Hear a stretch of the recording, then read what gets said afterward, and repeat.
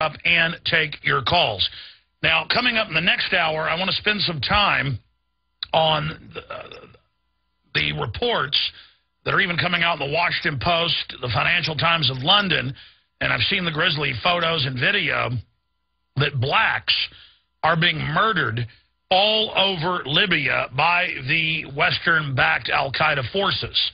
And we have the LA Times, New York Times, they admit that the main contingent of jihadists from all over the Middle East that came to Libya to fight are real al-Qaeda. And a lot of them have bragged in the newspapers that, yes, I've killed Americans in Iraq, but I'm now going to kill Gaddafi.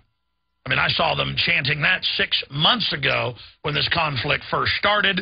Then 4.5 months ago, the UN passed a resolution. Congress said to Obama, you've got to get congressional approval to launch a war. And Obama, the first president in U.S. history, said, I don't need Congress to give me authorization for war. I have the United Nations. And he put out a statement saying, I do this for the credibility of the UN.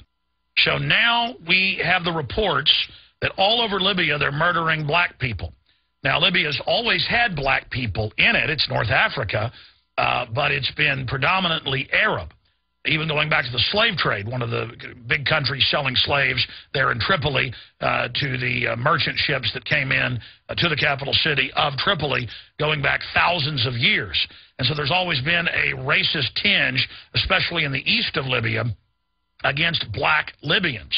And it was a lot of black Libyans that were part of the military of Gaddafi. And so blacks are being taken out of their houses with no proof, being lined up and shot, and they're in big, giant piles all over Libya. And there's not a word out of the, quote, liberal pro-war media. Very, very serious situation. It's also been confirmed, and for the first 3 or 4 days of the hoax, the media wouldn't admit it, but we now have links on Infowars.com and PrisonPlanet.com to the BBC and others where they admit, well, maybe the rebels have 20%, 30, 40, but they certainly don't control all of Tripoli. And there's many other cities they don't control. So to say that Gaddafi's been completely overthrown because one of his command bases has been overrun is not the case. I think it signals that Gaddafi is going to end up getting pushed out, and I certainly can't cry over that.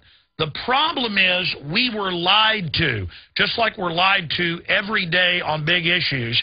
And 6 months ago, it's now been reported on by scores of major papers, what we reported on 6 months ago. U.S., British, Qatari, scores of different special forces under NATO were there from the start, funded and armed the rebels and led them in uprisings all over the country, shooting up police stations, blowing up military bases, attacking government buildings, attacking infrastructure, breaking into armories.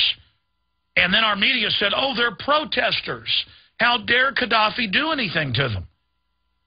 Now, if our media said, oh, this is a U.S.-backed dirty war overthrow operation, I would be a lot happier because they wouldn't always just be lying to us. But instead they said, oh, it's just a humanitarian protesters, and the U.S. is not involved, and NATO's not involved, and there's no U.S. forces involved, and Gaddafi's a liar to say that there's a bunch of al-Qaeda in these groups, and there's no U.S. advisors. And then later it all came out and is now admitted that, well, the West is very proud. They helped from the very start 6 months ago, and then a month and a half in, there was the UN resolution, and then in July, thousands of more special forces were sent in to lead these assaults, and then NATO special forces led several thousand fighters, Arab fighters, brought in a week ago and landed in Tripoli.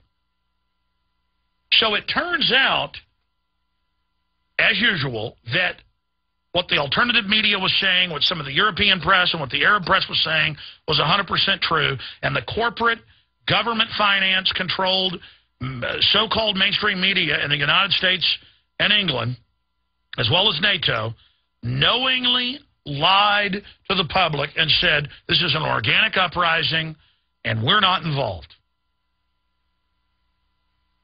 And they're using military propaganda and disinformation on the American people.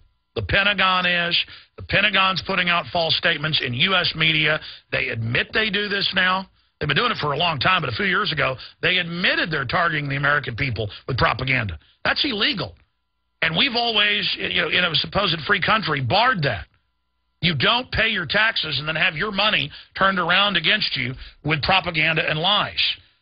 So this is a humanitarian disaster in Libya. It is going to continue as a civil war. You watch. We'll be here in 2 years talking about bombings and rocket attacks and tribal warfare and death and destruction and deindustrialization of a country that had the highest standard of living in Africa. It did not have the highest standard of living 42 years ago when Gaddafi took it over. And I think the guy is a clown in his clown outfit. I've said that for years. I don't like him. The point is the globalists want to steal the trillions in oil. They want the giant water supply and the underground aquifer systems that they've built, the artificial canals.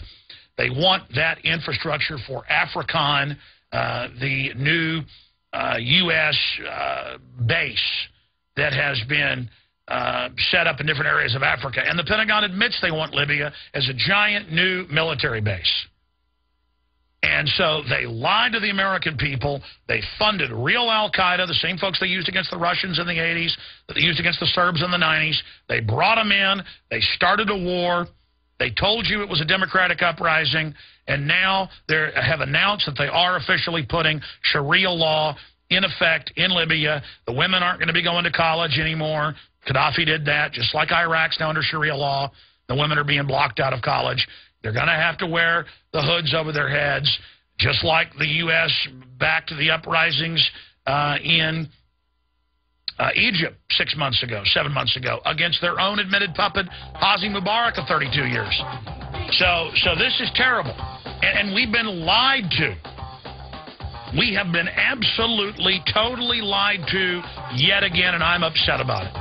Because now the UN and the people who control the U.S. can fund rebels in any country to try to overthrow that government, call them peace activists, and then send our forces in. Control.